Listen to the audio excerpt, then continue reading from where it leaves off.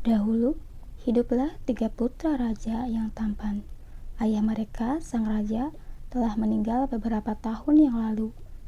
Dua putra raja memiliki sifat yang sama dengan raja, yaitu senang menjelajah. Sedangkan putra termuda, yang biasa dijuluki pangeran bungsu, berbeda dengan kedua saudaranya. Dia tidak terlalu suka penjelajahan. Kamu tak akan pernah bisa bertualang bersama kami. Kamu tak akan mampu menaklukkan dunia, ejek putra pertama seraya tertawa terbahak-bahak. Bagaimana? Mengapa kamu diam saja? Jika kau memang bisa, besok kamu ikut bersama kami untuk bertualang, sambung putra kedua. Mau tak mau, pangeran bungsu menuruti perintah kedua kakaknya. Keesokan harinya, ketiga putra raja itu bertualang bersama ke hutan. Namun, putra pertama dari putra kedua sangat usil. Di awal perjalanan, mereka melihat gundukan semut yang sedang beristirahat. Mereka berdua lalu mengganggu semut-semut itu. Jangan ganggu semut-semut itu, kasihan mereka sedang beristirahat, ujar pangeran bungsu dengan muka memelas. Walaupun jengkel, kedua kakaknya akhirnya mengikuti saran adik bungsu mereka. Mereka bertiga kemudian melanjutkan perjalanan. Tiba-tiba, mereka melihat seekor bebek yang sedang asik berenang. Kedua putra usil itu berusaha untuk mendapatkan bebek dan memanggangnya. Tentu pangeran bungsu merasa kasihan. Jangan ganggu bebek-bebek itu. Aku tidak tega melihat bebek-bebek diburu, pinta pangeran bungsu. Pangeran bungsu pun menghalangi kedua kakaknya yang hendak menangkap bebek itu untuk dipanggang. Tibalah mereka bertiga di pertengahan hutan. Mereka melihat ada sarang lebah di atas pohon. Mereka mengusir lebah-lebah dengan kepulan asap. Rupanya, kedua saudara itu ingin mengambil madu para lebah. Biarkan mereka tetap di situ. Aku tidak ingin kepulan asap itu mengganggu lebah-lebah yang sedang beristirahat, ucap pangeran bungsu.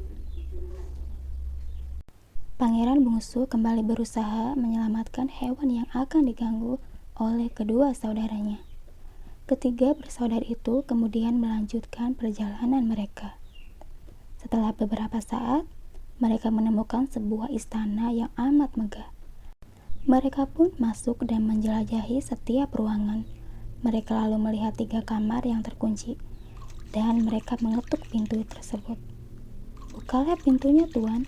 Aku melihatmu dari sini, ucap putra pertama sambil mengintip dari lubang kunci kamar dan melihat orang tua di dalamnya.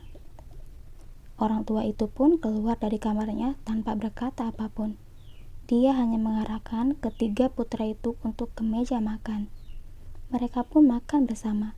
Setelah selesai makan, ketiga bersaudara itu beristirahat. Keesokan harinya, orang tua itu menanyakan maksud kedatangan ketiga bersaudara. Mengapa kalian bisa sampai di sini? Sebenarnya apa tujuan kalian datang kemari? Tanya orang tua tersebut. Kami hanya ingin menjelajahi dunia, jawab putra pertama. Jika kalian mau membantuku untuk menghilangkan sebuah kutukan dari penyihir, aku akan memberikan tugas kepada kalian bertiga, ujar si orang tua. Tugasnya yaitu, ketiga putra itu harus melewati hutan yang penuh dengan lumut. Di dalam hutan terdapat mutiara milik seorang putri raja. Mutiara itu harus dikumpulkan dengan jumlah 1000.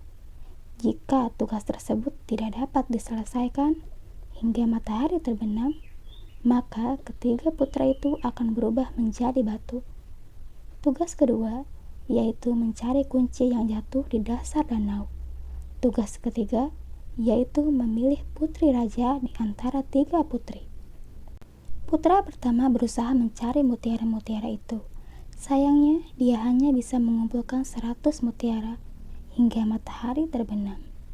Putra pertama pun langsung berubah menjadi batu. Kini putra kedua yang mencoba mencari mutiara-mutiara itu. Setelah berjam-jam, ternyata putra kedua juga tidak berhasil mengumpulkan mutiara itu hingga berjumlah 1000. Tibalah giliran pangeran bungsu yang mencari mutiara itu. Ini bukanlah hal yang mudah bagiku, gumam pangeran bungsu. Dia pun menangis di bawah pohon karena tak kunjung dapat mengumpulkan 1000 mutiara. Tiba-tiba, muncullah pasukan semut yang pernah dia tolong. Semut pun dengan senang hati menolong pangeran bungsu untuk mengumpulkan mutiara itu. Tanpa perlu waktu lama, gundukan mutiara telah terkumpul. Selanjutnya, pangeran bungsu harus mendapatkan kunci yang jatuh di dasar danau. Pangeran bungsu pun kebingungan bagaimana caranya mendapatkan kunci itu. Saat dia sampai di danau, muncul bebek yang pernah dia selamatkan. Bebek pun dengan senang hati menyelam hingga menemukan kunci-kunci itu. Tugas terakhir adalah memilih salah satu putri raja. Mereka memiliki wajah yang amat mirip. Putri pertama biasa meminum air gula sebelum tidur. Putri kedua biasa meminum jus sebelum tidur. Dan putri ketiga biasa minum air madu. Dalam kebingungan pangeran bungsu, Ratu Lebah datang membantunya. Dia hinggap di putri ketiga. Akhirnya pangeran bungsu berhasil menghilangkan kutukan itu karena menebak dengan benar. Seluruh makhluk di istana kini terbebas dari kutukan. Putri ketiga pun kemudian menikah dengan pangeran bungsu. Pangeran bungsu yang telah diangkat sebagai raja hidup bahagia dengan putri ketiga.